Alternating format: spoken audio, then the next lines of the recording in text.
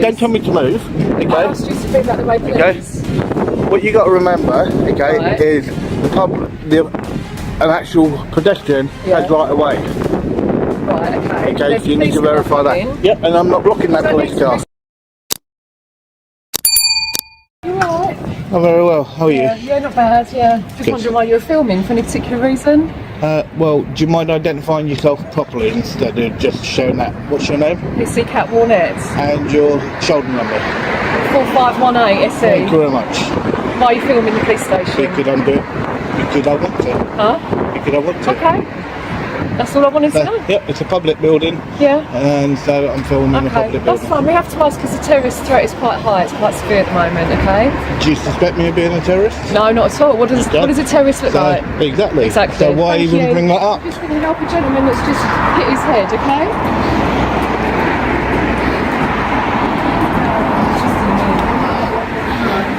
So, what you got, guys? You got a guy that's actually had an accident. So I won't go into the actual reception because of what's happened, I believe. So let's have a look at the actual message boards.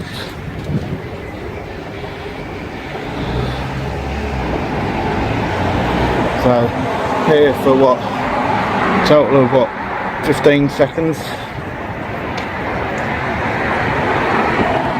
and you already then get the Terrorist Act sort of thrown.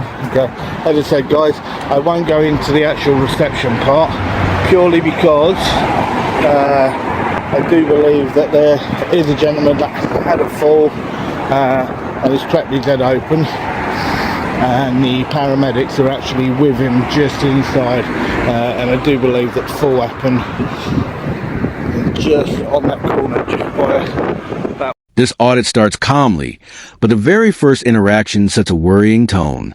When asked to identify herself, the officer immediately references the national terror threat level, a tactic often used, but one that legally requires specific and reasonable suspicion to apply to an individual. Watch how the auditor tests this claim and how the officer reacts to a simple question. Does she actually suspect him of terrorism? What follows is a masterclass in how to challenge authority respectfully. Some work done here.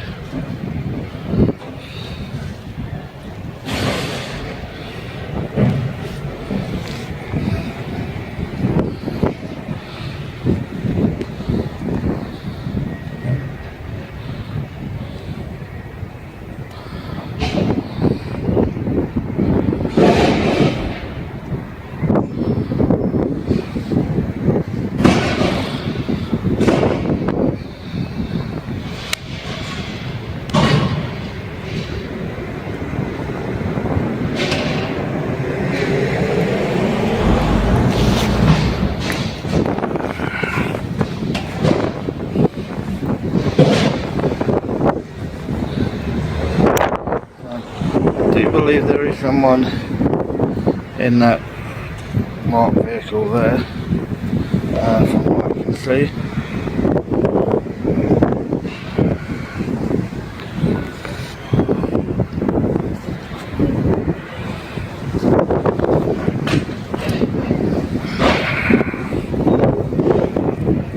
Why did they go straight?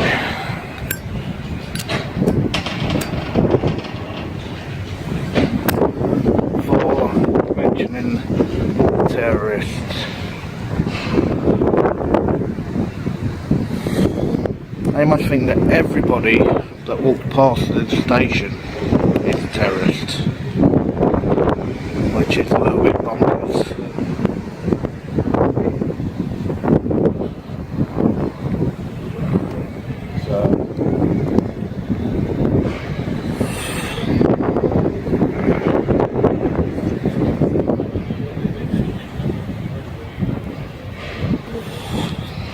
So, well, what I do, guys, is at the moment there doesn't seem to be much going on.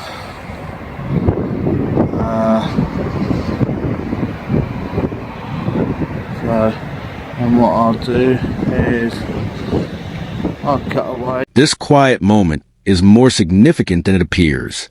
The rule is simple. In an audit, the atmosphere can shift in seconds. At this stage, Pete is simply recording the building from a public space, but the officer's earlier mention of terrorism still lingers. This calm before the storm builds tension and highlights the patience required in auditing. What will it take to break the silence? Is it a personal phone? But like you're using a personal Is phone. it a personal phone? Yes or no? Yes, like- Okay, right. You need to delete that. If not, I'll be going in to see your inspector. You are not allowed to take a photo of me on your own personal phone. Right, Okay, and that is what the law actually is. Right, why are you recording? Okay. Why are you recording a police building? Because I'm asking because you- it is well within my rights to do so. Right, okay. Okay, it's a public building. What is the Hang on, point? it's a public building, Yeah. and it's a public service, and I'm Yeah. a member of the public. There's people and I coming wish in to and film. out here that have And been arrested. They're going to be and- on your phone, aren't and they, in the back of a police it makes no car? difference. I'm standing in public. No, you're actually in the yard going It's down. public property. Right, this is a police station. It's public property. It's a police station, and you're obscuring police vehicles. I'm not stopping any vehicles. Could you move out the way, please? No, don't tell me to move. I Okay. asked you to move out the way, Okay. please. What you got to remember, okay, Right. is an actual pedestrian Yeah. has right away. Right, okay. Okay, There's so you need police to verify coming that. in. Yep, and I'm not blocking that You don't police need to car. recite the highway code I'm not. to me. I'm not blocking that Yeah, I vehicle. asked you to move out the way. And I'm not blocking that vehicle. So let's What's verify the that. point in there? Okay. Well, either way, Yeah. as I said, you either delete that photo or I go in and see your inspector. Well, that's fine. Go in and see the inspector. Okay. That's fine. That's fine. So, because Be good. that's something that you should not be doing. Huh? Oh, I'm being told the highway code and to be good. I've only asked you why you're recording a police station. Here, things escalate seriously, potentially into a data breach. The guideline is clear. Officers must not use personal devices for policing. Pete claims a PC took his photo on her private phone, which lacks the security or oversight of a work device. Her dismissive response, trying to flip the focus back on his rights, falls far short of professional standards. The question now is, how will she handle being challenged? Right, okay. Can you move out the way of the police car, please? I'm out of the way. I'm out of the And what will way. you be doing with that footage? It makes no difference what I'm doing with it. Huh? It does. No, it doesn't. Could you please move on? No, I don't need to move on.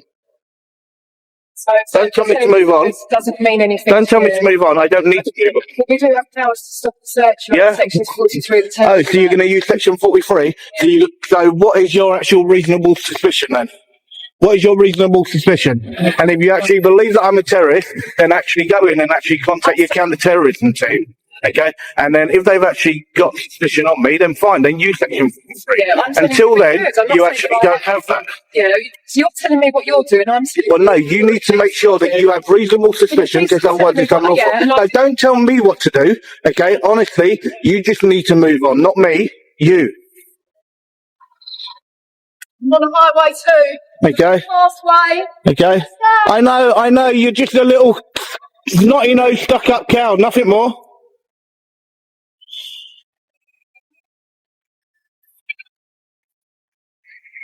That's what I call a walk of shame, guys. Okay? She come out with real major attitude problem. Real major attitude problem, okay? Completely stuck-up cow. That's the one that was at the front. And that's the one that you tried to say about sections about terrorists at the front, and then just tried to say about section 43. Yeah, she just needs to rein it in. Absolutely ridiculous. Now, the officer's authority is being tested directly. The rule couldn't be clearer. Powers under the Terrorism Act require genuine, reasonable suspicion. Pete rightly challenges her to articulate that suspicion, a cornerstone of lawful policing, rather than just asserting power. The exchange grows personal, suggesting she's trying to maintain control without legal grounds. Watch how she attempts to recover her authority.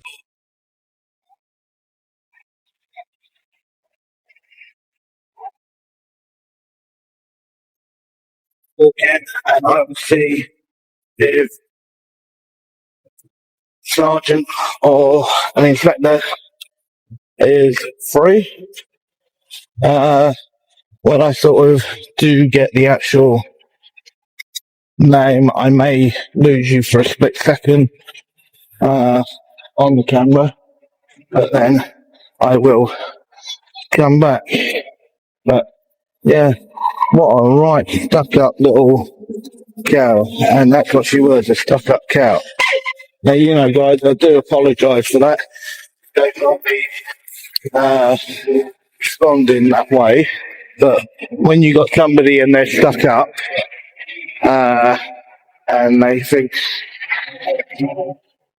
that they're superior to you, sometimes they have to be cut dead, so to speak. So, yeah. So, as I said, I'll go in, and what I'll do is, because there's a guy there, I'm just going to actually stop it there, and then I'll come back to you in a minute. Okay, guys, I just went in.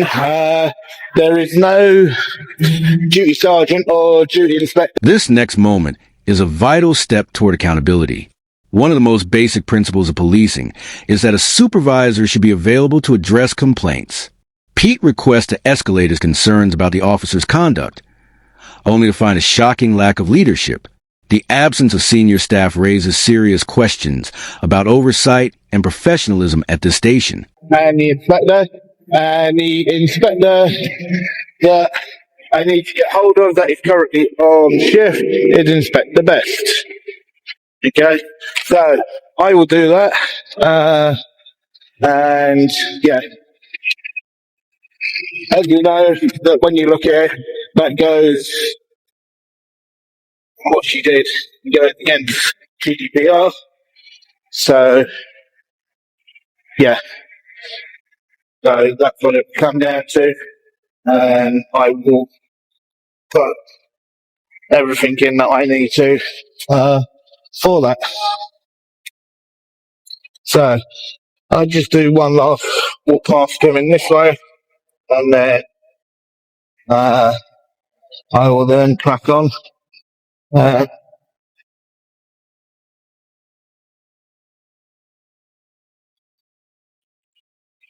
So, but I wonder why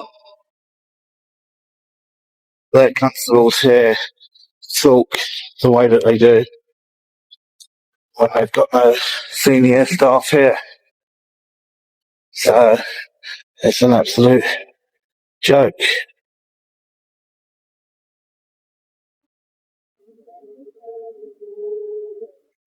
This suggests the issue might be systemic, rather than isolated.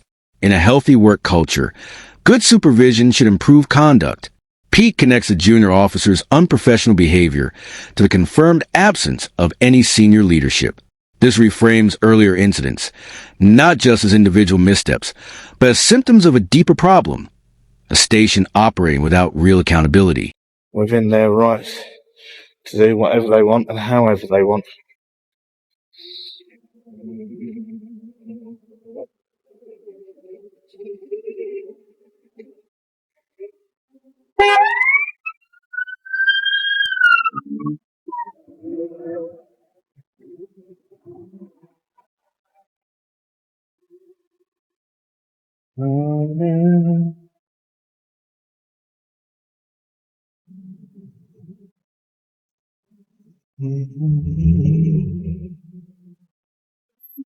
Pardon? Who are you? Are you an officer? Well, you've approached me. Yeah, because you're saying Well, first, who are you? If you just, yes, it does matter. no, it doesn't. Well, what gives you the right to approach me? Nothing. Don't worry. Okay, so Hello, sir. How are you? not too bad. Yourself? Yeah, spending your life filming police officers going into their police station, are you? Well, why not? Good job. Well, you got a good living out of it, don't you? Well, who said that I do? I'm guessing. I'm allowed to guess, aren't I? It's the same as you're allowed to stand there and film, make assumptions about us. I'm going to say. Well, I haven't made no assumptions about you. Yeah. Yeah, see you later. What a turd. Absolute turd. Nothing more.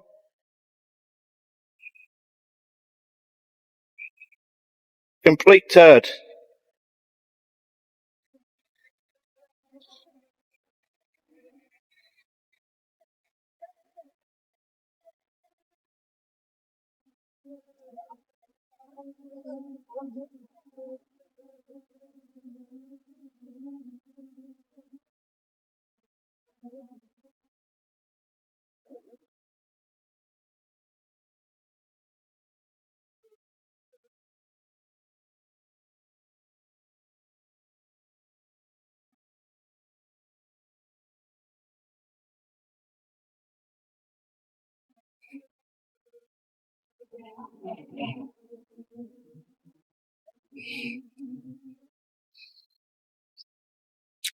Well, I think that makes it. This interaction falls far below professional standards. Core policing principles emphasize de-escalation, not confrontation. Yet this plainclothes individual approaches with sarcasm and provocative questions instead of lawful purpose. His behavior undermines public trust and contradicts the duty to resolve situations peacefully. The question now is, will anyone here act professionally? You can see clearly the overall attitude and the overall manner of all their staff here, and I was just about to completely wrap up. It's only because that unmarked one was coming out with one. I actually just filmed a little bit more, but you can see there that, yeah, so you got one. See, that could almost be a song, can it? 1 little, 2 little, 3 little turds, 4 little, 5 little, 6 little turds. Sorry. I'm just in one of those moods.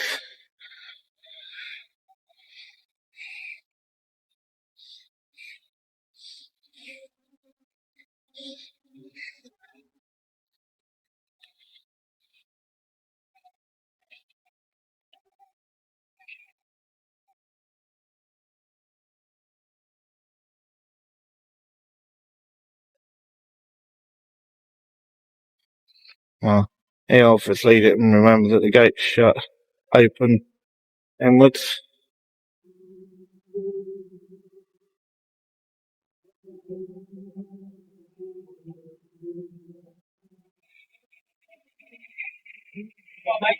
I'm good. I am, mate. The only thing I'd ask you not to do is start to film is a lot of private vehicles in there. Just the registration plate to blur about, mate. But otherwise, it's. Well, are you? I'm a cop, mate. Yeah, I look at my work cop, mate. Okay, and you're. Mate, it's no dramas filming or anything like that, pal. It's an operational link. It's no problem at all. But just don't film the private plates. Well, you'll be able to tell what these guys. Yeah, what you got to try, mate. If one does get caught in, I will try and blur it Mate, out. that's all I ask, pal. It's no problem at all. Do what you guys do. Okay. There's no problem at all, mate. Yeah. So you've heard of auditing then? Yeah, mate.